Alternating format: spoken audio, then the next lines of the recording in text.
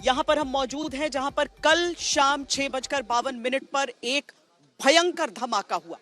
एक गाड़ी में धमाका हुआ, ब्लास्ट हुआ, जिसमें 9 लोगों की जान चली गई, 20 लोगों को घायल अवस्था में अस्पताल ले जाया गया है। अभी भी यहां पर एफएसएल की टीमें जांच कर रही हैं, लेकिन एफएसएल के हिसाब से जो महत्वपूर्ण कोण हमारे सामने आया है वो हम आपको बता दें। Ammonium nitrate, fuel oil, detonator, इसका इस्तेमाल यहां पर किया गया था। ये बड़ी खबर इससे जुड़ी हुई आ रही है हमारे सामने। हालांकि अभी आधिकारिक रिपोर्ट का इंतजार हम कर रहे हैं, लेकिन इन चीजों की मौजूदगी उस गाड़ी में और उसके जरिए हुआ एक्सप्लोजन उस पूरी सवालों को विराम देता है, उस सारे सवालों को का जवाब देता है जो इस धमाके के इंपैक्ट के बाद से उठ रहे थे।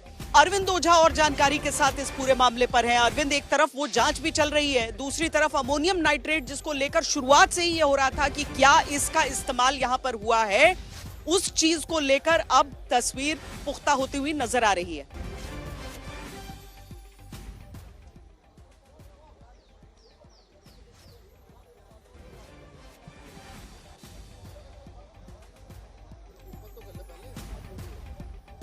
अरविंद, आवाज आ रही है आपको?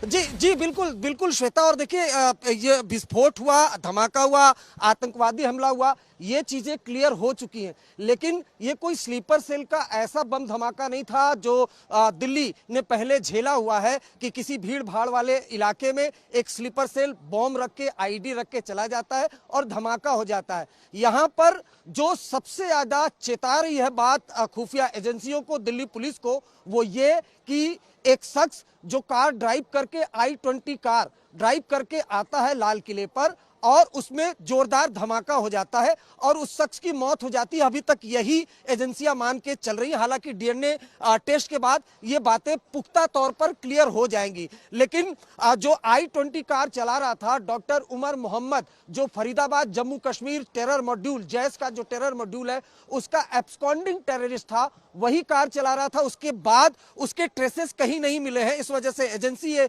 मानती है कि उसकी मौत इसमें इस पूरे धमाके में हो चुकी है। अब वो अगर कार चला के आ रहा था, धमाका हो गया, तो आशंका एक ये भी जताई जा रही है कि एक सुसाइडल अटैक था, फिदाइन अटैक था और इसी को मद्देनजर रखते हुए जांच आगे बढ़ाई जा रही है। तो अगर ये सुसाइड अटैक था तो बेहद गंभीर है अपने आप में और कई सवालों को जन्म देता है, क्योंकि राजधानी दिल्ली में पहले भी धमाके होते रहे सिलसिलेवार तरीके से बड़े मार्केट में, लेकिन ये एक हाई इंटेंसिटी का धमाका था। और जो दूसरी अहम बात है श्वेता, धमाके के बाद भयानक आग लगी और कई गाड़ियों के परखच्चे उड़ गए, लेकिन आग की लपटें इतनी थी कि उसमें 2-3 गाड़ियों को अपनी चपेट में ले लिया। ये एक जांच का विषय है। जो एजेंसीज है उन्होंने कल देर रात जो पूछताछ की, जम्मू कश्मीर में जो आतंकी अरेस्ट हुए थे, उसके अलावा फरीदाबाद से जो मुजम्मिल अरेस्ट हुआ था, उससे लंबी पूछताछ की गई।